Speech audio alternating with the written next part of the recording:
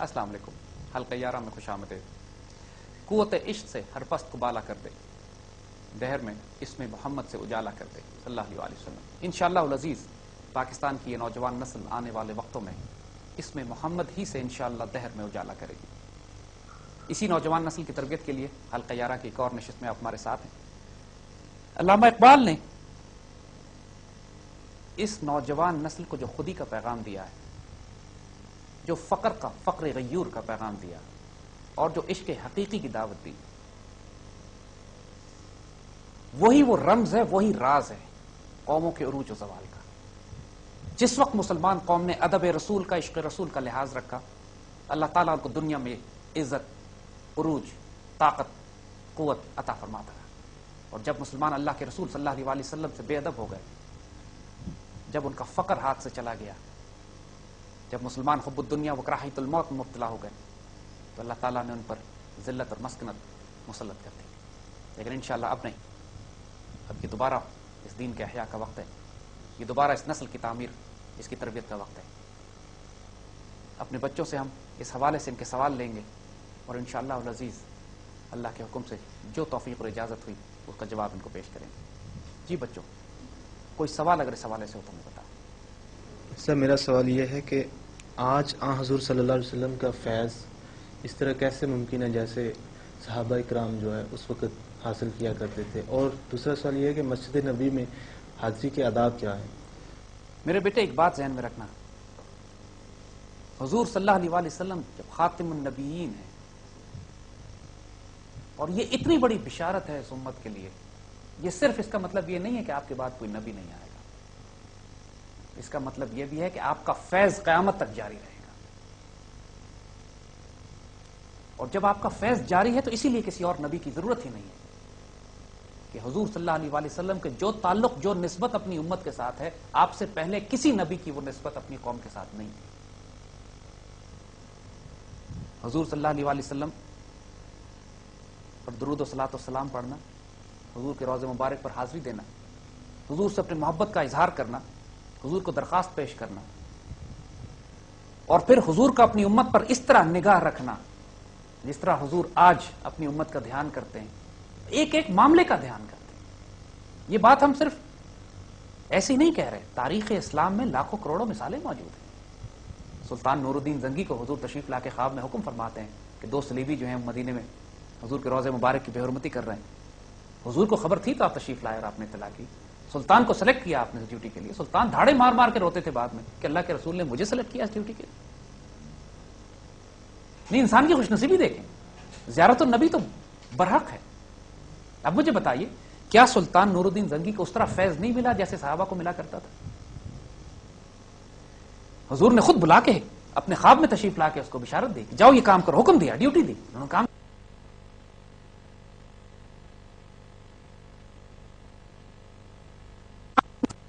حضور نے تشریف لا کے خوشخبریاں دی. سلطان محمد فاتح کے خواب میں حضرت ابو ایوب انصاری تشریف لائے جو استنبول میں آپ کا مزار ہے.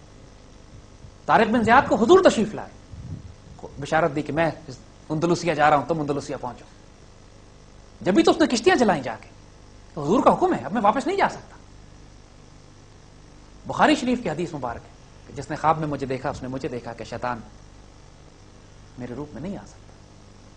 اور پھر دوسرا، ہم نے اس کا حوالہ بھی دیا تھا اس پروگرام میں پہلے کچھ عرصہ پہلے، کہ ایک کتاب چھپی ہوئی ہے بازار میں، زیارت النبی بحالت بیداری، فیروز کی چھپی ہوئی، عبد المجید صدیقی ایڈوکیٹ کی چھپی. انہوں نے تمام مسلمان تاریخ کے حوالوں سے کتابیں لکھی. خود علامہ اقبال کا اس کے اندر ایک خط لکھا ہوا ہے انہوں نے، جس میں اقبال نے فرمایا، کسی کو خط لکھتے ہوئے کہا ہے کہ حضور صلی اللہ علیہ وسلم کی زیارت مبارک ہو. آج کے دور میں حضور کی زیارت ہونا بہت فیض اور کرم اور فضل کی بات ہے. میرا عقیدہ یہ ہے، یعنی اقبال لکھ رہے ہیں یہ، کہ میرا عقیدہ یہ ہے کہ آج کے دور میں بھی حضور سے اسی طرح فیض لیا جا سکتا ہے جس طرح صحابہ کرام فیض لیا کرتے ہیں. لیکن چونکہ یہ بات اکثر دماغوں کو ناگوار گزرتی ہے اس لیے چپ رہتا ہوں. ناگوار کیوں گزرتی ہے لوگوں کو؟ اس لیے کہ ہم اللہ کی معرفت اور رسول اللہ کی معرفت کو عقل سے طے کرنا چاہتے ہیں. یہ عقل کے معاملے نہیں ہیں، اللہ کی ہوتی. اقبال ایک عقل کے حوالے سے ایک شعر کہتے ہیں، فرماتے ہیں کہ تیرے دل میں، تیرے سینے میں دم ہے، دل نہیں ہے. تیرے سینے میں دم ہے, دل نہیں ہے. تم سانس لیتے ہو لیکن تمہارا دل زندہ نہیں ہے, تمہارا قلب زندہ نہیں ہے, تم صرف سانس لے رہے ہو. تیرا دم گرمی ہے, محفل نہیں ہے. تمہارے جو دل ہے تمہارے اندر, تمہارا جو سانس ہے, اس سے محفل کو آگ نہیں لگتی, اس سے لوگوں کے جذبات تبدیل نہیں ہوتے, اس لوگوں کی آنکھوں میں آنسو نہیں آتے, تمہاری بات تاثیر نہیں کرتی. کیوں؟ اس لیے کہ تم ہر کام عقل سے کرنے کی کوشش کرتے ہو. گزر جا عقل سے آگے کہ یہ نور, تم عقل سے آگے گزرو. یہ جو نور تمہیں دیا گیا ہے نا, عقل کی جو روشنی تمہیں دی گئی ہے, چراغ راہ ہے, منزل نہیں ہے. یہ صرف اس لیے ہے کہ یہ تمہارے راستے میں تم اس سے کچھ راستہ دیکھ سکو, تمہاری منزل نہیں ہے. تم ہر کام جو عقل سے کرنے کی کوشش کرو گے تو تمہارے دل کا سوز, تمہارے قلب و جگر کی گرمی ختم ہو جائے گی, تو تمہاری بات میں تاثیر نہیں رہے گی. اللہ اس کے رسول کی معرفت, یہ بات کہ آج اللہ کے رسول صلی اللہ علیہ وسلم کا فیض کس طرح پہنچتا ہے, یہ عقل سے سمجھنے والی بات نہیں ہے, محسوس کرنے والی بات ہے. یہ کس طرح عقل میں بات آ سکتی ہے کہ حضور خواب میں تشریف لائیں اور لوگوں کو ان کے ذاتی مسائل بھی بتائیں, امت کے مسائل بھی آگاہ کریں, حکم دیں. نہیں آنے والی بات عقل میں. عشق اور پیار اور جنون اور مستی کی بات ہے, بڑے فیض اور کرم کی بات ہے کہ فیض حضور سے اس طرح جاری ہے. آنکھوں کا پردہ نظر آتا ہے, ٹھیک ہے, لیکن واللہ یقین کرو یہ آنکھوں کا پردہ بھی بس آنکھوں کا پردہ ہی ہے. فیض اسی طرح جاری ہے رسول اللہ صلی اللہ علیہ وسلم کا اپنی امت کے ساتھ, جس طرح صحابہ کرام ماشاءاللہ فیض لیا کرتے تھے. بسم اللہ بیٹا. ہاں بیٹا, دوسرا سوال آپ کا تھا کہ مسجد نبوی کے آداب کیا ہیں. بیٹا جان, مسجد نبوی دربار نبوی ہے, اور دربار بڑے بڑے بادشاہوں کے دربار میں آپ جاتے ہیں تو کوئی پروٹوکول ہوتا ہے اس کا, اور دربار نبوی کے بھی پروٹوکول ہے. یہ تو عام طور پہ سنا ہے آپ نے, بزرگ کہتے ہیں کہ مسجد نبوی میں وہی جا سکتا ہے جس کو بلاوا ہے. اب ظاہر ہے بادشاہ کی انویٹیشن کے بغیر تو آپ بادشاہ کے محل میں نہیں جا سکتے, لیکن وہاں جا کے اگر بے ادب ہوں گے, غیر مؤدب ہوں گے, گستاخ ہوں گے تو مار پڑے گی. لیکن مؤدب ہوں گے, ادب کا پہلو مینٹین رہے گا, تو پھر فیض لے کر آئیں گے. بزرگ کہتے ہیں کہ انسان کو اپنی دنیا کے تمام اختیار, عہدے, طاقت, اتھارٹی کے پاس چھوڑ کر جانا چاہیے. وہاں پہ ہم نے بڑے بڑے لوگوں کو دیکھا ہے کہ مسجد نبوی کے اندر بھی بادشاہ بنے ہوتے ہیں, مسجد نبوی کے اندر بھی اپنے آپ کو جنرل, پیر, عالم, حکمران وقت سمجھتے. دربار پہ عاجزی چاہیے, وہاں پہ اکڑنا نہیں ہوتا. ہم نے ایسے بھی دیکھے ہیں وہاں لوگوں کو کہ نمازیوں کو مشین گنوں سے پیچھے ہٹا کر, کیونکہ بادشاہ وقت نے یا حکمران وقت نے یا کسی شہزادے نے آ کے روزے پاک پہ حاضری دینی ہے, لہذا باقی نمازیوں کو ہنٹر مار کے اور مشین گنوں سے پیچھے ہٹایا جاتا ہے. ایسی حاضری کا حضور نے کیا قبول کرنا ہے؟ کیا حضور کو پسند آئے گی یہ حاضری کہ مسکینوں, راجزوں اور عشاق حضور کے عشق سے پیار کرنے والے لوگوں کو ہنٹر مار کے فوجی اور سپاہی اور عسکر پیچھے ہٹائیں اور اس کے بعد بادشاہ وقت جا کے حاضری دے اپنی؟ حضرت زین العابدین جب طواف فرمایا کرتے تھے تو حج کے دور میں اتنا رش ہوتا ہے کہ لوگوں کے چلنے کی جگہ نہیں ہوتی. اس وقت بھی ایسی حج, تو لوگ حضرت زین العابدین کو دیکھ کے راستہ کھول دیا کرتے تھے. اور بادشاہ کا عالم یہ تھا کہ بادشاہ اپنے سپاہیوں کے ساتھ کوڑے مار کے لوگوں کو راستہ بناتا تھا طواف کرنے کے لیے. تو بادشاہ نے حضرت زین العابدین کو دیکھ کے فرمایا کہ آپ لوگوں کے دلوں پہ حکومت کرتے ہیں, اس لیے لوگ آپ کو راستہ دیتے ہیں. میں لوگوں کے جسموں پہ حکومت کرتا ہوں اور مجھے ان کو کوڑے مارنے پڑتے ہیں. تو جب انسان دربار نبوی پہنچے, عاجز اور مسکین اور فقیر بن کر پہنچے, کوئی رتبہ دنیا کا معنی نہیں رکھتا وہاں پہ. وہاں کا سب سے بڑا رتبہ یہ ہے آپ غلام رسول ہیں, آپ عاشق رسول ہیں, آپ فقیر ہیں دربار نبوی کے. اس سے بڑا رتبہ نہیں ہے کہ حضور یہ فرما دیں یہ میرا فقیر آیا. پھر مسجد نبوی میں داخلے سے پہلے اذن, اجازت, ایک کیفیت یا رسول اللہ صلی اللہ علیہ وسلم, لوگ اجازت طلب کر کے جاتے ہیں, اجازت ملتی, اجازت لیں, پروٹوکول پورا کریں, اندر جائیے. اور بزرگوں نے طریقہ جو ہمیں بتائیں وہ یہ کہ حضور کے روضے پاک پہ حاضری دینے سے پہلے, سلام کرنے سے پہلے کو صدقہ کر کے جاؤ. وہ آیتیں آج بھی قرآن میں موجود ہیں جو اس وقت آیتیں اتری. تو حضرت علی رضی اللہ تعالیٰ عنہ نے قرآن کی آیتیں اتری کہ جب رسول اللہ سے کوئی مشورہ کرنا چاہو تو صدقہ کرو. تو حضرت علی نے پہلے صدقہ کیا اور اس کے بعد مشہور حدیث جو حضرت علی سے منسوب. تو آج بھی بزرگ و سنت پہ عمل کرتے ہیں کہ روضہ پاک پہ حاضری دینے سے پہلے صدقہ کرتے ہیں جا کے, اور پھر حضور کے پاس سلام پیش کرتے ہیں. اور روضہ مبارک کی طرف پشت نہیں کرتے, اپنے جوتے, اپنے موبائل فون, اپنی چیزیں پرے چھوڑ کر آتے ہیں. ادب کا انتہائی پہلو قائم رکھا جاتا ہے. مسجد نبوی کے تو آج بھی یہ آداب ہیں کہ وہاں آوازیں بلند نہیں کی جاتی, کیونکہ جو آواز بلند کرے گا حضور کے روضے پاک پہ اس کے اعمال ضائع ہو جائیں گے, اس کو پتہ بھی نہیں لگے گا. جو عاشق اور پیار کرنے والے ہیں وہ تو خسر پھسر میں بات کرتے ہیں, جھگڑا, کیونکہ دھکم پیل بھی ہوتی ہے, رش بھی ہوتی ہے. دھکا لگ جاتا ہے، لوگوں کو غصہ آنے کی اندیشہ ہوتا ہے. بہت محتاط رہنے کی ضرورت ہے کہ انسان وہاں پہ جھگڑا نہ کرے. کبھی پولیس والے دھکا دے دیتے ہیں، کبھی لوگوں کے دھکا لگ جاتا ہے، لوگوں کو غصہ آ جاتا ہے. بہت بڑا ادب کا مقام ہے، وہاں غلطی نہیں کرنی ہوتی. محتاط رہیں. کسی نے نعت میں بڑا خوبصورت لکھا تھا کہ غلامان رسول دور سے پہچانے جاتے ہیں، سر شوریدہ شوریدہ بدن لرزیدہ لرزیدہ. جسم کانپ رہے ہوتے ہیں، سر چکے ہوتے ہیں، واقعی دور سے پہچانے جاتے ہیں عاشق رسول کون، ادب رسول کون کرنے والے.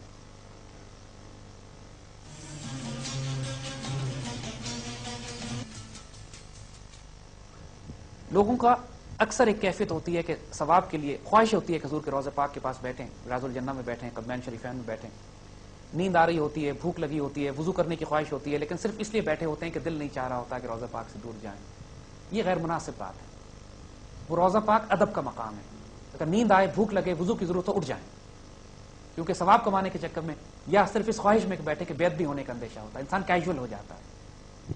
اس جگہ کیجول نہیں ہوتے. مسجد نبوی کے تو بعض فقراء نے ہمیں بتایا کہ وہ جرت نہیں کر پاتے اپنے اندر کہ حضور کے مواجہ شریف پہ، حضور کے سامنے جہاں چہرہ مبارک ہے وہاں جا کے سلام پیش کریں. کہتے ہیں ہماری جرت نہیں ہوتی، وجود کانپنے لگتا ہے کہ حضور کے چہرے مبارک کے سامنے جا کے ہم کیسے سلام پیش کریں. ہم تو قدمین شریفین سے سلام پیش کرتے ہیں یا دور سے سلام پیش کرتے ہیں، لیکن یہ اپنا اپنا انداز ہے. ایسے فقراء بھی مسجد نبوی میں ہم جانتے ہیں کہ جو بڑے پیار سے، بڑے شوق سے مواجہ شریف پہ جب تک دن میں کئی دفعہ سلام نہ کر لیں جا کے ان کو سکون نہیں ہوتا. تو ماشاءاللہ یہ بنیاد ہے میری جان، دن میں ادب رکھنا. جب مسجد نبوی سے نکلیں تو اجازت لے کر جائیں اور دوبارہ حاضری کی اجازت کے ساتھ. انشاءاللہ جب یہ آداب مینٹین کریں گے تو انشاءاللہ العزیز یہ حاضریاں پھر آپ کے لیے بہت خیر و برکت کا باعث ہوں گی. مسجد نبوی کی حاضری ایک کائنات کا سب سے خوبصورت ترین تحفہ ہے. خوش نصیب ترین لوگوں کو نصیب ہوتا ہے. اقبال جب یورپ سے واپس آئے تو ان کے والد نے ان سے کہا کہ اقبال آپ یورپ سے آئے تھے، راستے سے گزرتے ہوئے حرمین کی بھی زیارت کر لیتے، عمرہ کر لیتے، مدینے حاضر ہو جاتے. اقبال رونے لگے، بہت روئے، بہت روئے. صرف اتنا کہہ سکے اپنے والد سے کہ ابو کس منہ سے جاتا مدینہ. عشق اور پیار کا یہ بھی انداز ہوتا ہے. وہ جس طرح وہ مسجد نبی کے فقراء تھے جو سامنے جاتے ہی نہیں تھے حضور کے، ہم نے بتایا آج بھی ایسے فقراء موجود ہیں، جرت نہیں کرتے حضور کے سامنے جانے کی، رہتے مدینے میں. امام مالک مدینے میں ننگے پاؤں چلا کرتے تھے، گھوڑے پہ نہیں سوار ہوئے کبھی کہ جس جگہ میرے آقا چلتے پھرتے ہیں وہاں میں جوتے نہیں پہنوں گا، گھوڑے پہ نہیں بیٹھوں گا. یہ ہوتے ہیں پیار اور ادب کے معاملات. بادشاہ ایسے گزرے ہیں جو مدینے والوں پہ ٹیکسز معاف کر دیا کرتے تھے اس لیے کہ حضور کے ہمسائے ہیں. یہ نسبت رسول ہوتی ہے. مسجد نبی کے جو فقراء ہیں جو مسجد نبی میں بیٹھے ہوتے ہیں، آپ جائیے جگہ جگہ ستونوں کے پیچھے آپ کو کوئی حبشی بیٹھا ہوگا، کوئی یمنی بیٹھا ہوگا، کوئی سوڈانی ہوگا، کوئی کہاں کے ہوں گے. اللہ کے بندے جو حج اور عمرے کے لیے جاتے ہیں اپنے ساتھ بہت بڑی رقم پیسہ ساتھ لے کے جاتے ہیں اور وہاں جا کے ان فقراء کی کفالت کرتے ہیں، ان کو تقسیم کرتے ہیں. یہ اصحاب الصفہ کی سنت پہ ہوتے ہیں. پھر ان لوگوں سے دعائیں کرواتے ہیں. اور جو اہل نظر ہیں، صاحب بصیرت لوگ ہیں، ایسے فقراء کو تلاش کرتے ہیں مسجد نبوی میں جا کے. وہاں مسکین بھی ہیں اور فقیر بھی ہیں. ایسے مسکین ہیں جو صرف وہاں بیٹھے ہوئے جن کے پاس ظاہری دنیا کچھ نہیں ہے، اور وہاں اللہ کے ولی بھی ہیں. ان ولیوں کو تلاش کرنا چاہیے، ان سے دعائیں لینی چاہیے. ممتاز مفتی نے قدرت اللہ شہاب نے جو کتابیں لکھی ان میں ذکر کیا ایسے بابوں کا جو وہاں بیٹھتے ہیں. اور ظاہر ہے کائنات میں تمام اولیاء اور فقراء کا ہیڈ کوارٹر ہے مسجد نبوی شریف. ماشاءاللہ جب اس فیض، اس نیت کے ساتھ، اس ادب کے ساتھ جائیں گے پھر دیکھیں کیا ملتا ہے. ماشاءاللہ. بسم اللہ بیٹا، کوئی اور سوال؟ سر تقدیر، نصیب، قسمت، ان سب چیزوں کی آپس میں کیا لنک ہے اور کیا یہ سیم ہے یا الگ الگ چیزیں؟ بیٹا جان، ہم اس کے لیے تقدیر، نصیب، قسمت یہ سب لفظ استعمال ہوتے ہیں. بنیادی طور پر تقدیریں دو طرح کی ہیں. ایک تقدیر وہ ہے جو اللہ تعالیٰ نے لکھ دی ہے جس میں آپ کا کوئی اختیار اور دخل نہیں ہے. یعنی آپ کن ماں باپ کے گھر میں پیدا ہوں گے، آپ کی شکل و صورت کیا ہوگی، کہاں پیدا ہوں گے، یہ آپ کے اختیار میں نہیں ہے. یہ اللہ نے فیصلہ کرنا ہے کس بچے کو دنیا میں جا کے. تو حضور کا حکم ہے، اب میں واپس نہیں جا سکتا. بخاری شریف کی حدیث مبارک ہے کہ جس نے خواب میں مجھے دیکھا اس نے مجھے دیکھا کہ شیطان میرے روپ میں نہیں آ سکتا. اور پھر دوسرا، ہم نے اس کا حوالہ بھی دیا تھا اس پروگرام میں پہلے کچھ عرصہ پہلے کہ ایک کتاب چھپی ہوئی ہے بازار میں، زیارت النبی بحالت بیداری، فیروسنس کی چھپی ہوئی، عبد المجید صدیقی ایڈوکیٹ کی چھپی. انہوں نے تمام مسلمان تاریخ کے حوالوں سے کتابیں لکھی. خود علامہ اقبال کا اس کے اندر ایک خط لکھا ہوا ہے انہوں نے، جس میں اقبال نے فرمایا، کسی کو خط لکھتے ہوئے کہا ہے کہ حضور صلی اللہ علیہ وسلم کو آج کے دور میں حضور کی زیارت ہونا بہت فیض اور کرم اور فضل کی بات ہے. میرا عقیدہ یہ ہے، یعنی اقبال لکھ رہے ہیں یہ کہ میرا عقیدہ یہ ہے کہ آج کے دور میں بھی حضور سے اسی طرح فیض لیا جا سکتا ہے جس طرح صحابہ کرام فیض لیا کرتے ہیں، لیکن چونکہ یہ بات اکثر دماغوں کو ناگوار گزرتی ہے اس لیے چپ رہتا ہوں۔ اس کا المیہ کیا ہے بیٹا؟ کیوں ناگوار کیوں گزرتی ہے لوگوں کو؟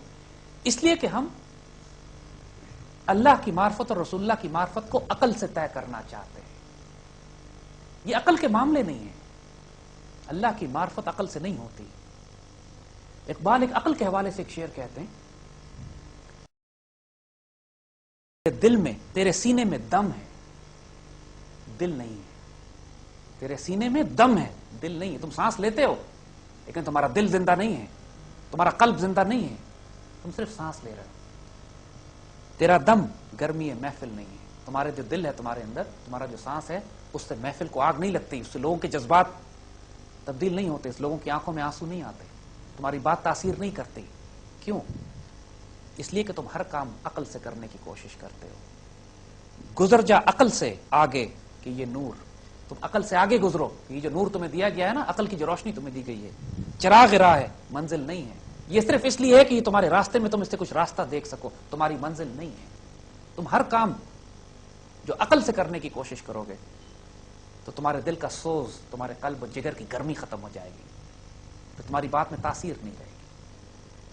اللہ اس کے رسول کی معرفت، یہ بات کہ آج اللہ کے رسول صلی اللہ علیہ وسلم کا فیض کس طرح پہنچتا ہے، یہ عقل سے سمجھنے والی بات نہیں ہے، محسوس کرنے والی بات ہے۔ یہ کس طرح عقل میں بات آ سکتی ہے کہ حضور خواب میں تشریف لائیں اور لوگوں کو ان کے ذاتی مسائل بھی بتائیں، امت کے مسائل بھی آگاہ کریں، حکم دیں؟ نہیں آنے والی بات عقل میں۔ عشق اور پیار اور جنون اور مستی کی بات ہے، بڑے فیض اور کرم کی بات ہے کہ فیض حضور سے اس طرح جاری ہو۔ آنکھوں کا پردہ نظر آتا ہے ٹھیک ہے، لیکن واللہ یقین کرو یہ آنکھوں کا پردہ بھی بس آنکھوں کا پردہ ہی ہے، فیض اسی طرح جاری ہے رسول اللہ صلی اللہ علیہ وسلم کا اپنی امت کے ساتھ جس طرح صحابہ کرام ماشاءاللہ فیض لیا کرتے تھے۔ بسم اللہ بیٹا۔ ہاں بیٹا، دوسرا سوال آپ کا تھا کہ مسجد نبوی کے آداب کیا ہیں۔ بیٹا جان، مسجد نبوی دربار نبوی ہے، اور دربار بڑے بڑے بادشاہوں کے دربار میں آپ جاتے ہیں تو کوئی پروٹوکول ہوتا ہے اس کا، اور دربار نبوی کے بھی پروٹوکول ہے۔ یہ تو عام طور پہ سنا ہے آپ نے، بزرگ کہتے ہیں کہ مسجد نبوی میں وہی جا سکتا ہے جس کو بلاوا ہے۔ اب ظاہر ہے بادشاہ کی انویٹیشن کے بغیر تو آپ بادشاہ کے محل میں نہیں جا سکتے، لیکن وہاں جا کے اگر بے ادب ہوں گے، غیر مؤدب ہوں گے، گستاخ ہوں گے تو مار پڑے گی، لیکن مؤدب ہوں گے، ادب کا پہلو مینٹین رہے گا تو پھر فیض لے کر آئیں گے۔ بزرگ کہتے ہیں کہ انسان کو اپنی دنیا کے تمام اختیار، عہدے، طاقت، اتھارٹی، روپیہ، پیسہ مسجد نبوی کی جوتیوں کے پاس چھوڑ کر جانا چاہیے۔ وہاں پہ ہم نے بڑے بڑے لوگوں کو دیکھا ہے کہ مسجد نبوی کے اندر بھی بادشاہ بنے ہوتے ہیں، مسجد نبوی کے اندر بھی اپنے آپ کو جنرل، پیر، عالم، حکمران وقت سمجھتے ہیں۔ اس دربار پہ عاجزی چاہیے، وہاں پہ اکڑنا نہیں ہوتا۔ ہم نے ایسے بھی دیکھے ہیں وہاں لوگوں کو کہ نمازیوں کو مشین گنوں سے پیچھے ہٹا کر، کیونکہ بادشاہ وقت نے یا حکمران وقت نے یا کسی شہزادے نے آ کے روزے پاک پہ حاضری دینی ہے، لہذا باقی نمازیوں کو ہنٹر مار کے اور مشین گنوں سے پیچھے ہٹایا جاتا ہے۔ ایسی حاضری کا حضور نے کیا قبول کرنا ہے؟ کیا حضور کو پسند آئے گی یہ حاضری کہ مسکینوں اور عاجزوں اور شاق حضور کے عشق سے پیار کرنے والے لوگوں کو ہنٹر مار کے اور فوجی اور سپاہی اور عسکر پیچھے ہٹائیں اور اس کے بعد بادشاہ وقت جا کے حاضری دے اپنی؟ حضرت زین العابدین جب طواف فرمایا کرتے تھے خانہ کعبہ کا، تو حج کے دور میں اتنا رش ہوتا ہے کہ لوگوں کے چلنے کی جگہ نہیں ہوتی، اس وقت بھی ایسی حج، تو لوگ حضرت زین العابدین کو دیکھ کے راستہ کھول دیا کرتے تھے، اور بادشاہ کا عالم یہ تھا کہ بادشاہ اپنے سپاہیوں کے ساتھ کوڑے مار کے لوگوں کو راستہ بناتا تھا طواف کرنے کے لیے۔ تو بادشاہ نے حضرت زین العابدین کو دیکھ کے فرمایا کہ آپ لوگوں کے دلوں پہ حکومت کرتے ہیں، اس لیے لوگ آپ کو راستہ دیتے ہیں، میں لوگوں کے جسموں پہ حکومت کرتا ہوں اور مجھے ان کو کوڑے مارنے پڑتے ہیں۔ تو جب انسان دربار نبوی پہنچے، عاجز اور مسکین اور فقیر بن کر پہنچے، کوئی رتبہ دنیا کا معنی نہیں رکھتا وہاں پہ، وہاں کا سب سے بڑا رتبہ یہ ہے آپ غلام رسول ہیں، آپ عاشق رسول ہیں، آپ فقیر ہیں دربار نبوی کے، اس سے بڑا رتبہ نہیں ہے۔ یہ حضور یہ فرما دیں یہ میرا فقیر آیا۔ پھر مسجد نبوی میں داخلے سے پہلے اذن، اجازت، ایک کیفیت یا رسول اللہ صلی اللہ علیہ وسلم، لوگ اجازت طلب کر کے جاتے ہیں، اجازت ملتی، اجازت لیں، پروٹوکول پورا کریں، اندر جائیے۔ اور بزرگوں نے طریقہ جو ہمیں بتائیں وہ یہ کہ حضور کے روضے پاک پہ حاضری دینے سے پہلے، سلام کرنے سے پہلے کو صدقہ کر کے جاؤ۔ وہ آیتیں آج بھی قرآن میں موجود ہیں، جو اس وقت آیتیں اتری تو حضرت علی رضی اللہ تعالیٰ عنہ نے قرآن کی آیتیں اتری کہ جب رسول اللہ سے کوئی مشورہ کرنا چاہو تو صدقہ کرو، تو حضرت علی نے پہلے صدقہ کیا اور اس کے بعد مشہور حدیث جو حضرت علی سے منسوب ہے تو آج بھی بزرگ و سنت پہ عمل کرتے ہیں کہ روضہ پاک پہ حاضری دینے سے پہلے صدقہ کرتے ہیں جا کے اور پھر حضور کے پاس، اور روضہ مبارک کی طرف پشت نہیں کرتے، اپنے جوتے، اپنے موبائل فون، اپنی چیزیں پرے چھوڑ کر آتے ہیں۔ ادب کا انتہائی پہلو قائم رکھا جاتا ہے۔ مسجد نبوی کے تو آج بھی یہ آداب ہیں کہ وہاں آوازیں بلند نہیں کی جاتی، کیونکہ جو آواز بلند کرے گا حضور کے روضے پاک پہ اس کے اعمال ضائع ہو جائیں گے، اس کو پتہ بھی نہیں لگے گا۔ جو عاشق اور پیار کرنے والے ہیں وہ تو خسر پسر میں بات کرتے ہیں۔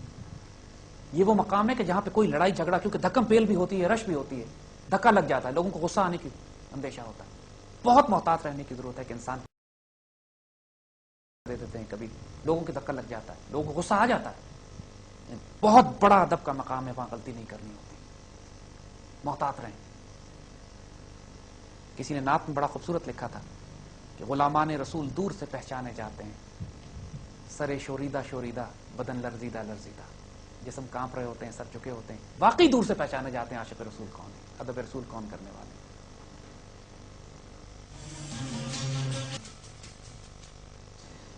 قلب، نفس اور عقل۔ بیٹا جان، پہلے تو قلب اور نفس کی بات کرتے ہیں۔ انسان کے وجود میں دو مرکز ہیں جو انسان کی اصلیت ہے نا، جو ریالٹی آف مین، یہ تو جسم ہے نا، ایک فزیکل اناٹومی ہے انسان کی، ایک انسان کی روح ہے۔ اقبال نے جو کہا تھا کہ اگر نہ ہو الجھن تو کھول کے کہہ دوں، وجود حضرت انسان نہ روح ہے نہ بدن۔ جو انسان کا انفس ہے، جو انسان کی اصل ریالٹی ہے، اس کے اندر ایک مرکز ہے جسے قلب کہتے ہیں، اور قلب کی خصوصیت یہ ہے کہ یہ اللہ تعالیٰ کے نور کو ریسیو کرتا ہے۔ اور اسی طرح انسان کے وجود میں ایک مرکز ہے جو شیطان کی اس شر کو ریسیو کرتا ہے، جو شیطان بھی تو سگنل دے رہا ہے کائنات میں، اس کو ریسیو کرنے کا جو ریسیور انسان کے وجود میں لگا ہے، اس کو نفس امارہ کہتے ہیں۔ نفس امارہ کی ڈیفینیشن کیا ہے؟ جو برائی کی طرف اکساتا ہے آدمی کو۔ اس کی مثال آج کے دور میں اگر سمجھنی ہے تو وہ ایسا ریسیور ہے، ایسا ریڈیو ہے، سگنل دیکھو اس کمرے میں سگنل تو ہر طرف کے آ رہے ہیں، لیکن جب آپ ایک ریڈیو یا ٹیلی ویژن لگاتے ہو، ٹیون کرتے ہو، تو پھر اس میں سے آوازیں آنے لگتی ہیں۔ انسان کے وجود میں سارے سگنل ریسیورز موجود ہیں۔ آپ اپنے قلب سے ریسیو کرتے ہو خیر کے سگنل، اور نفس امارہ ریسیو کرتا ہے شر کے سگنل، اور یہ جنگ چلتی ہے انسان کے وجود میں۔ فَأَلْهَمَهَا فُجُورَهَا وَتَقْوَاهَا، انسان کے وجود میں اس کا تقویٰ اور اس کا خیر، شر جو ہے، جو برائی اور گناہ اور نیکی اور خیر، سب کچھ اللہ تعالیٰ نے انسان کے وجود میں ڈالا ہوا ہے۔ تو جب انسان کا قلب ڈیولپ ہوتا ہے، اور قلب کے بھی 3 درجات قرآن نے بتائے، ایک پہلا قلب منیب ہے۔ قلب منیب اس قلب کو کہتے ہیں کہ جو رجوع کرتا ہے اللہ کی طرف، وہ جو ڈش آپ فوکس کرتے ہیں نا سیٹلائٹ کی طرف اسے ریسیو کرنے کے لیے، قلب منیب رجوع کرنے والا قلب جو ہے۔ جب یہ قلب ڈیولپ ہوتا ہے، اللہ کے ذکر سے اس کو غذا ملنا شروع کرتی ہے، عشق رسول اور ادب رسول سے اس کی تربیت ہوتی ہے، نگاہ مرد مومن اس کو ملتی ہے، آپ ذکر اذکار شریعت پہ عمل کرتے ہو، جب آپ شریعت کی حدود میں آتے ہو، اس کی قلب کی حفاظت کرتے ہو، تو یہ قلب منیب ڈیولپ ہو کے قلب سلیم بن جاتا ہے۔ اور قلب سلیم کی جب حفاظت کرتے ہو آپ، اس کی تربیت مزید ہوتی ہے، مزید ریفارم ہوتا ہے، تو یہ قلب شہید بن جاتا ہے۔ یہ قرآن کی اصطلاح ہیں تینوں، یہ قلب کے 3 درجات ہیں۔ اسی طرح نفس امارہ اس کا لوست درجہ ہے، جو گناہ کی طرف، برائی کی طرف اکساتا ہے انسان کو۔ یہ قرآن کی اصطلاح ہے یہ بھی، کہ بالکل نفس امارہ انسان کو برائی کی طرف اکساتا ہے۔ تو جب نفس کو آپ تربیت کرتے ہیں، اصلاح کرتے ہیں، نفس کو ریفارم کرتے ہیں، نفس کو مارا نہیں جاتا، یاد رکھنا، ایک اصطلاح اردو میں استعمال ہوتی ہے نفس مارنا۔ نفس کو مارا نہیں جاتا، نفس کو قابو کیا جاتا ہے، ریفارم کیا جاتا ہے۔ نفس کو مارو گے تو خود مر جاؤ گے۔ نفس کو ریفارم کیا جاتا ہے، اصلاح کی جاتی ہے، ضبط نفس کیا جاتا ہے، کنٹرول کیا جاتا ہے۔ تو پھر جب اس نفس کی تربیت کرتے ہیں تو اس سے جو ہائر ڈگری ہے وہ نفس لوامہ کہلاتی ہے، ملامت کرنے والا، جس کو آپ ضمیر کہتے ہیں۔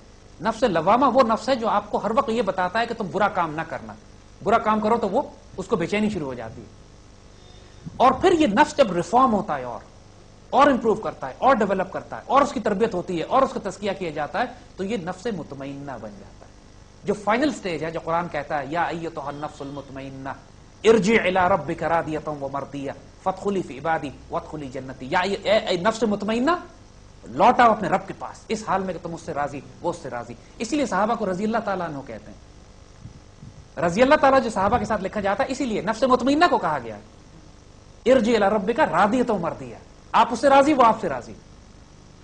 رضی اللہ کا مطلب یہ اللہ ان سے راضی، وہ اللہ سے راضی، اللہ ان سے راضی، اسی لیے رضی اللہ لکھتے ہیں نا۔ اور یہ نکلی قرآن کی اس آیت سے کہ یہ سب کے سب نفس مطمئنہ کے اس درجے پہ پہنچ چکے ہوتے ہیں۔ جب انسان کی جو عقل ہے انسان چاہیے غذا چاہیے کام کرنے کے لیے. اب وہ غذا اس کو آپ قلب سے دیتے ہیں یا نفس امارہ سے دیتے ہیں، یہ آپ کا کام ہے. اگر انسان کی عقل کو جو انرجی مل رہی ہے وہ نفس امارہ سے مل رہی ہے تو انسان شیطان بنتا ہے، ایول بنتا ہے. اس کو کہتے ہیں ایول انٹلیکٹ. انسان وہ چکر بازیاں، جھوٹ، فریب، مکر، دھوکے بازی، قتل و غارت، تباہی، فساد یہ برپا کرے گا. اگر انسان کی عقل کو انرجی مل رہی ہے قلب منیب، قلب سلیم، قلب شہید سے، اگر قلب ڈیولپ ہے انسان کا، وہ انسان کی عقل کو کنٹرول کر رہا ہے تو یہ عقل سلیم ہوتی ہے. جو قلب سلیم سے عقل انرجی لیتی ہے وہ عقل سلیم کہلاتی ہے. اور یہ عقل سلیم پھر انسان کو گائیڈ کرتی ہے. اور پھر یہ عقل جسے اقبال کہتے ہیں کہ یہ عقل وہ چراغ بنتی ہے کہ جو آپ کو شریعت کا، دین کا، دنیا میں زندگی گزارنے کا راستہ بتاتی ہے. دیکھو ایک بندہ مومن کی عقل جو اسٹریٹجی بناتا ہے، پلان کرتا ہے، حکمت سارے معاملات طے کرتا ہے، ریسرچ، سائنس، ٹیکنالوجی، ساری دنیا کے کام کرے گا، وہ انجینئرنگ، میڈیسن، سائنٹیفک ڈیولپمنٹ سب کچھ کرے گا، لیکن وہ زمین میں فتنہ پیدا نہیں کرتا. اس کی عقل سلیم ہوتی ہے. کیوں؟ اس لیے کہ اس کی عقل کو فیض مل رہا ہوتا ہے قلب سے. اور ایک شیطان آدمی جب دنیا میں پلاننگ کرتا ہے، ایول جینیس، آخر یورپ امریکہ کے آج کی جدید تہذیب کو دیکھو، پوری دنیا میں جادو کیا ہوا ہے انہوں نے، سائنس اینڈ ٹیکنالوجی کی ایک عجیب حدیں پار کی ہوئی ہیں، لیکن دنیا میں فتنہ اور فساد برپا کر دیا. کیوں؟ اس لیے کہ ان کے پاس قلب نہیں ہے، نفس امارہ ہے. اس کے فتنے سے جب ان کی عقل کو انرجی ملتی ہے نفس امارہ سے، وہ سوائے فتنہ پھیلانے کے اور کچھ نہیں کرتے. تو عقل بذات خود تابع ہے اس نور کے، اس انرجی کے جو اس کو ملتی ہے، چاہے نفس امارہ سے آئے یا قلب منیب، قلب سلیم سے آئے. لہٰذا یہ ضروری ہے کہ انسان اپنے قلب کی ڈیولپمنٹ کرے، قلب کی ڈیولپمنٹ کرے، نفس کی اصلاح کرے. یہ انسان کی اسپرچول اناٹمی ہے، انسان کی روحانی اناٹمی ہے. اور اللہ کے بندے تزکیہ کا جو پہلو ہے، جب کہا جاتا ہے تزکیہ کرنا ہے کسی فرد کا، حضور کی سنت مبارکہ یہ ہے کہ حضور تزکیہ فرماتے ہیں. بزرگوں اور فقراء اور اولیاء کا کمال یہ ہے کہ وہ تزکیہ کرتے ہیں. علماء کا کام یہ ہے کہ فقہ سکھاتے ہیں. فقراء کا کام یہ ہے تزکیہ کرتے ہیں. علماء آپ کو یہ سکھائیں گے کہ وضو کیسے کرنا ہے، فقراء یہ سکھائیں گے دل کی، قلب کی صفائی کیسے کرنی ہے. تو یہ دونوں اپنی اپنی فیلڈز ہیں، اپنی اپنی ڈومینز ہیں، آپس میں کانفلکٹ نہیں ہے اس کا، دونوں لازم ہیں. قلب کی صفائی بھی کرنی ہے اور جسم کی طہارت بھی کرنی ہے. تو یہ انسان کی عقل جو ہے وہ پابند ہوتی ہے اس نور کی، اس انرجی کی جو اس کو قلب یا نفس دیتا ہے. تو جب قلب و نفس پاک ہوگا، نفس مطمئنہ ہوگا، قلب شہید ہوگا، پھر وہ عقل سلیم ہوگی جو اللہ کی معرفت بھی حاصل کرے گی اور ماشاءاللہ اس دنیا میں خیر اور برکت، عافیت کا باعث بھی ہوگی. تو یہ ہمارا چیلنج ہے، یہی ہمارا امتحان ہے، یہی آزمائش ہے کہ اپنے نفس امارہ کو نفس لوامہ، نفس لوامہ کو نفس مطمئنہ میں تبدیل کریں. قلب تو ہے ہی خیر کا ذریعہ، لیکن اس کو ڈیولپ کرنا ہے، جس کا آغاز ذکر الہی سے ہوتا ہے، اور پھر اس کے بعد وہ باقی سفر جو ہے فقر کا اور استغنا کا اور ماشاءاللہ معرفت کا، وہ پھر قلب ڈیولپ ہوتا ہے اس میں ماشاءاللہ. جی بیٹا. سر میرا سوال ہے کہ علم اور معرفت میں کیا فرق ہے؟ علم اور معرفت میں کیا فرق ہے؟ بیٹا وہی بات کہ جو فرق عقل اور قلب کا ہے، جو عقل اور قلب کا فرق ہے وہی علم اور معرفت کا فرق ہے. علم عقل میں ہوتی ہے، عقل علم حاصل کرتی ہے، قلب معرفت حاصل کرتا ہے.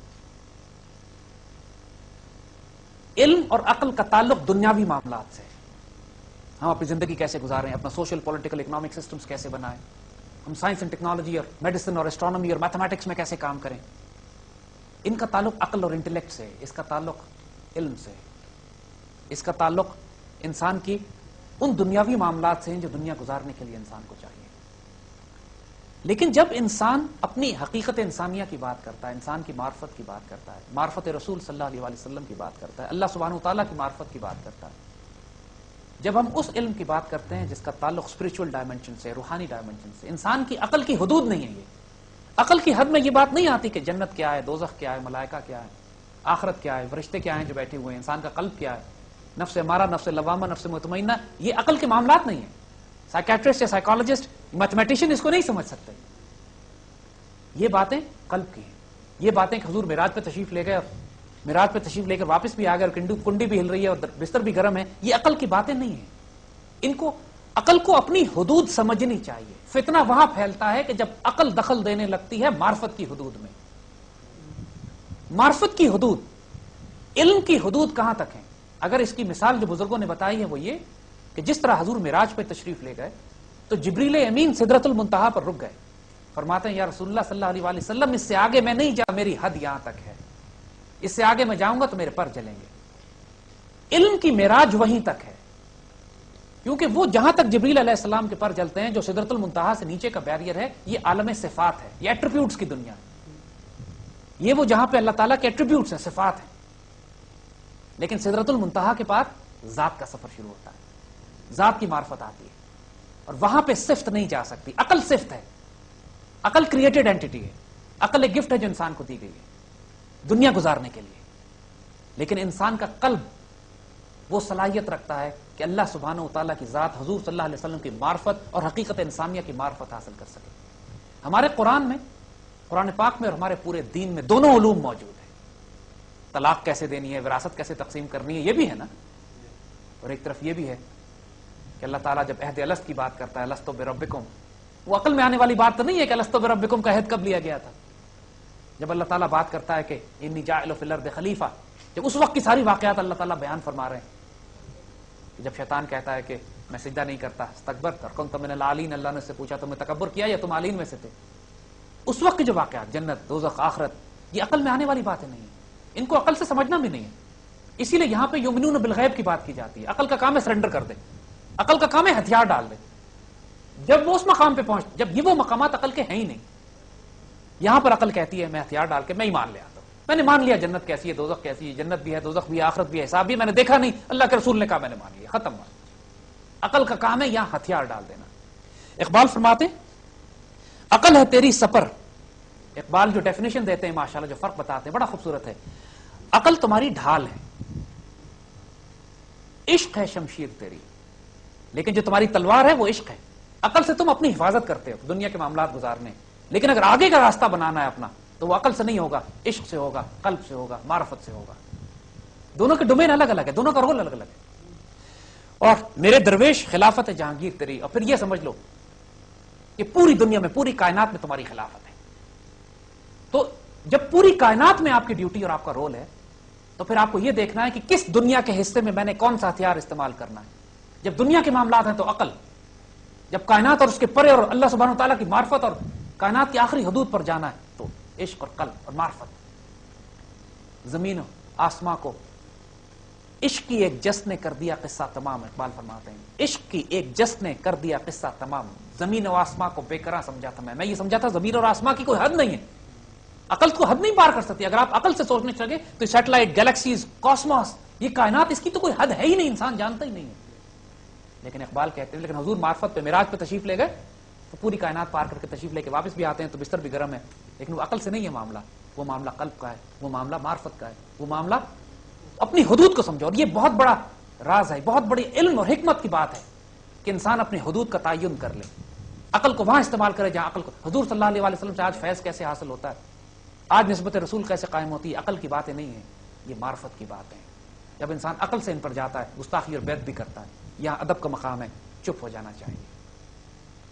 اور جب تک اللہ تعالیٰ نازل کرے ان باتوں کو، اقبال نے پھر یہی بات کہی تھی کہ تیرے وجود پہ نہ ہو جب تک نزول کتاب، جب تک تیرے وجود پہ کتاب نازل نہ ہو، نہ گرا کشا ہے رازی نہ صاحب کشاف، نہ رازی یا کوئی بڑے بڑا عالم یا کوئی بڑا بزرگ بھی آپ کو کتاب قرآن کے راز نہیں دے سکتا جب تک قرآن آپ کے وجود پہ نازل نہ ہو. تفسیریں کتابیں پڑھنے سے قرآن کی حکمت آپ کو نہیں ملے گی جب تک آپ قرآن میں ڈوب نہ جائیں، وہ نازل نہ ہو. نزلہ علی قلبک، جب تک آپ کے قلب پہ نازل نہ ہو قرآن. یہ حدود ہیں. انسان جب ان حدود کو جان لیتا ہے مؤدب ہو جاتا ہے، رسپیکٹفل ہو جاتا ہے، عقل مؤدب ہو جاتی ہے، دل مؤدب ہو جاتا ہے، اور پھر ادب پہلا قرینہ ہے. محبت کے قرینوں میں اس کے بعد راز کھلنا شروع ہوتے ہیں. باقی انشاءاللہ بچوں اگلی محفل میں آپ سے بات کریں گے. اللہ آپ کا حامی و ناصر ہو، اپنے حبیب حضور صلی اللہ علیہ وسلم کے صدقے، ان کی برکتیں، عافیتیں، رحمتیں آپ پر نازل ہوں. انشاءاللہ اگلی محفل تک اجازت دیجیے. وعلیکم السلام ورحمۃ اللہ وبرکاتہ.